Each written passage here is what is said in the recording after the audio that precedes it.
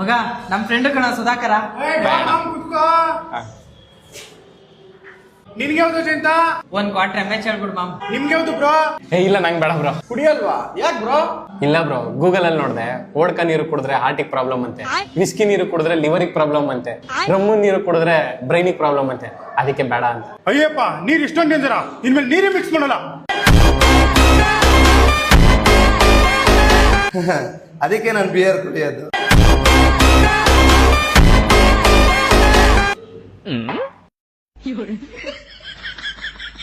ಲೇ, ಏನ ಸ್ನಾಕ್ಸ್ ಹಿಂಗ್ ತಿಂತಾನೆ ಇವನು? ಕುಡಿದಿಲ್ದ ಮೇಲೆ ಹೆಂಗ ಬಾರಿ ಕರ್ಕೊಂಬತ್ಯಾ?